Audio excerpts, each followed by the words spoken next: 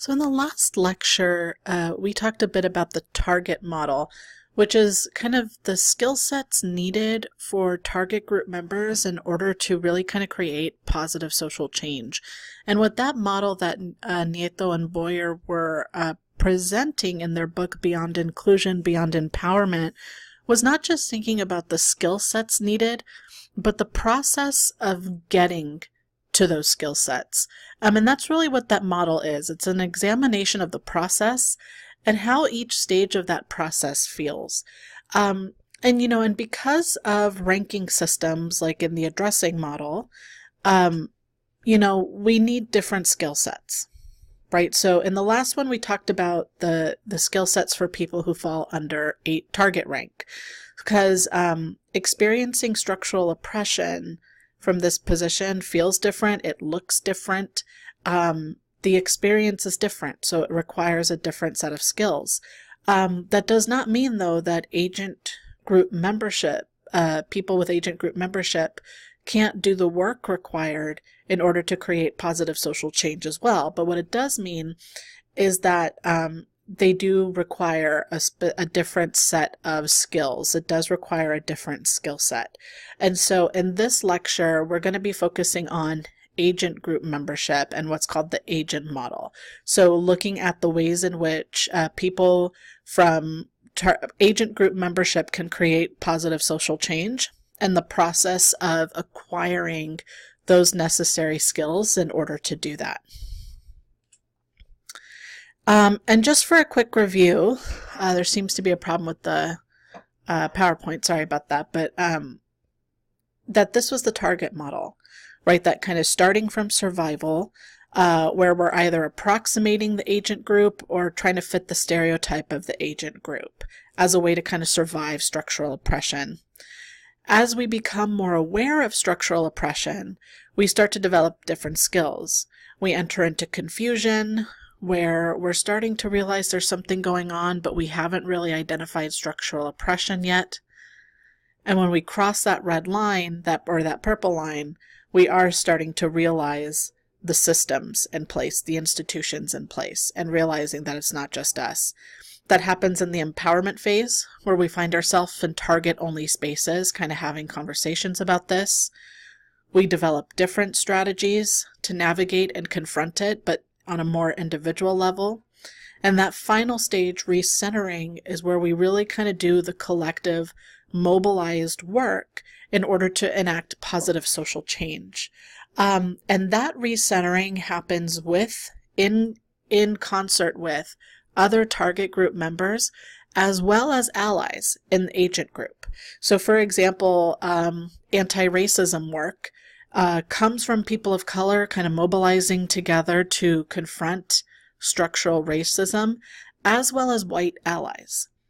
But that allyship, becoming an ally when you're coming from a place of agent group membership, requires a different set of skills. So what I'd like to do now is transition into the agent model to kind of think through what that process looks like. And again, like the target model, the agent model is a process. There's kind of a development process that we go through in agent group membership as we start from the beginning to the end. And again, but kind of like the target model, this doesn't mean it's just like a straight linear process, just boom, boom, boom, and one stage begins and the previous one ends. It's very fluid. We do a lot of back and forth, a lot of circling.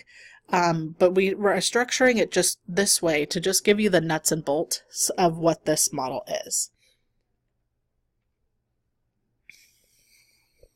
And this first step in the development process with agent group membership, and like with the target model, as we're going through this, I'd like you to think of an agent group membership that you hold, whether it's age or being able-bodied or being a cisgender man, right? Like think about an agent group membership that you hold. And the first stage of this process in developing the skill sets for change is indifference. Kind of like with the target model, we're in a position where we don't understand structural oppression. So kind of like survival in the target model, we don't understand. And we also don't necessarily care to understand. We don't know. We don't have to know. And we don't want to know. So, for example, someone who is able-bodied, and if the elevator breaks down on campus, they can just take the stairs. They don't have to think about how a person in a wheelchair, if the elevator breaks down, how are they going to get to their class on the 4th floor, right? Like, you don't have to think about that. And when you're in the indifference phase, you don't necessarily even want to think about that. And you can actually feel kind of defensive when that comes to your attention. And that's when you start to, when those things come to your attention, that's when we often enter the distancing phase. And in the distancing phase, you can kind of, a body gesture that you might kind of think of with distancing is someone with their arm stretched out in front of them, like trying to keep someone at an arm's length. And distancing is you're starting to learn your agent group membership. But one, you're still not really trying to do anything with that. But two, you're really trying to distance yourself from the responsibility of having to do anything about that. You either want to keep things the way they are, or you want to continue being indifferent and not having to think about how things are. And distancing can take 3 forms. The first is distancing out. So that's like that's really the one where you can picture someone like with the arm down in front of them.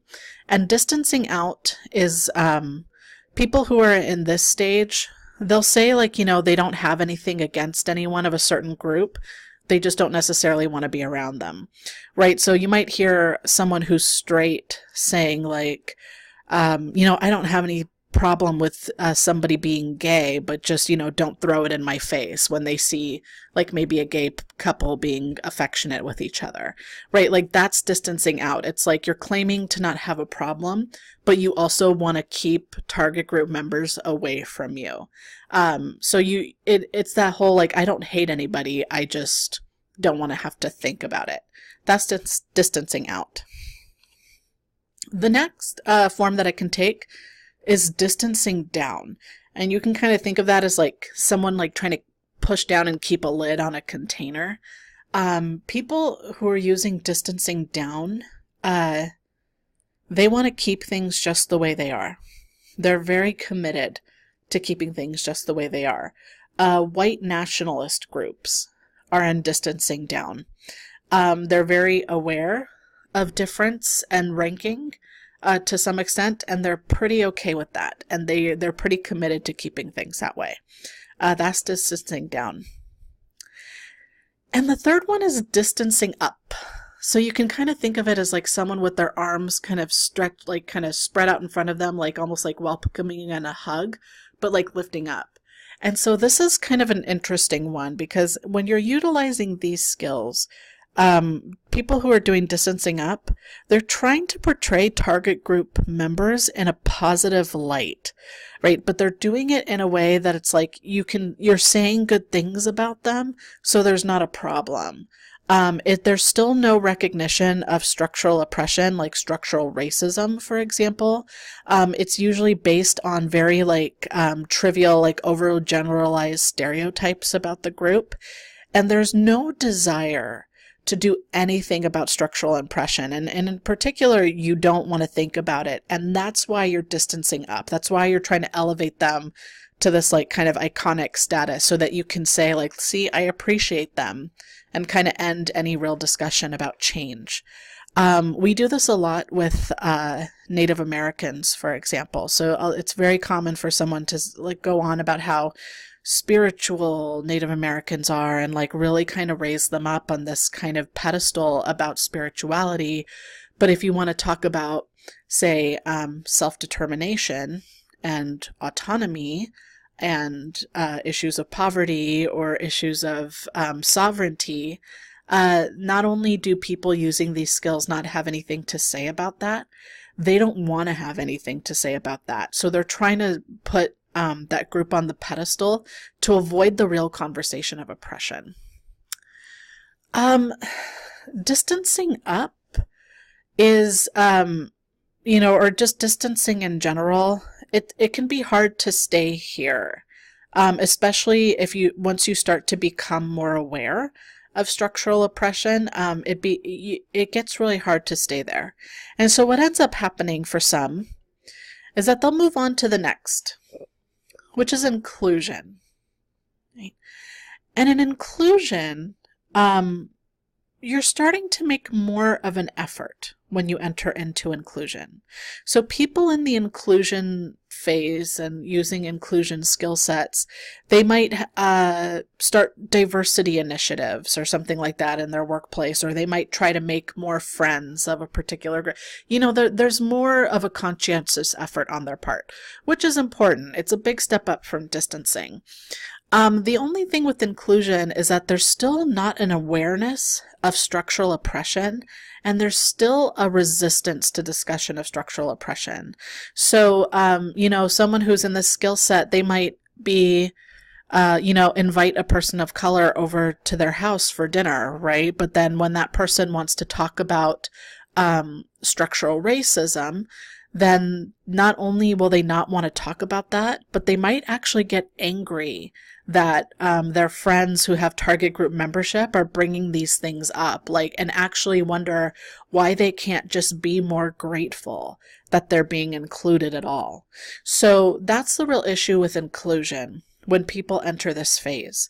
They're kind of paying lip service to equality and diversity and the tolerance language. When people say tolerance and acceptance, they're in this phase.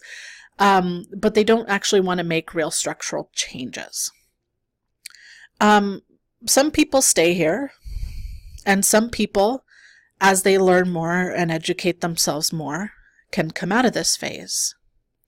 And kind of like with the agent model, when you do that, you're able to kind of cross this line from agent-centric skills, where your understanding of rank membership is kind of all about you. And you can start kind of moving into the next half, right, where you enter into awareness. And when you're entering into awareness, you're becoming a lot more cognizant of structural oppression. And you're making more of a commitment to understand structural oppression, and really kind of making more of a commitment to actually start doing something about structural oppression. It becomes a lot more kind of like the empowerment phase of the target model. Awareness is where agent group members really kind of start to do that work. And from there, they enter into allyship. And allyship is really where that whole, where that you start to actually do the work. Whereas in awareness, you're kind of educating yourself. Allyship, you really kind of start to do the work of structural change. Really starting working with target group memberships to try to confront structural oppression. This book was written in 2006, and the language has developed a lot since that time. And so there's one final stage that I actually kind of like to add. It's not in the book, but I kind of like to add to this model. Because the thing about allyship is that it has come to be defined in a lot of different ways, right? So someone might share an article on Facebook that's sympathetic to the Black Lives Matter movement, for example, but they won't actually go out and do the work with Black people to confront mass incarceration and violence against Black lives. And so this came out of Indigenous rights movements, where they asked for a shift to accomplice, right? Rather than seeing yourself as an ally, to see yourself as an accomplice. Someone who is kind of a partner in crime, right? Doing the work, the real work, with target group members to create real structural change. And when you do that, you've entered into what's called agent relative skills, where you're centering target group members over yourself. So we'll talk about that more in class. Thank you, and please let me know if you have any questions.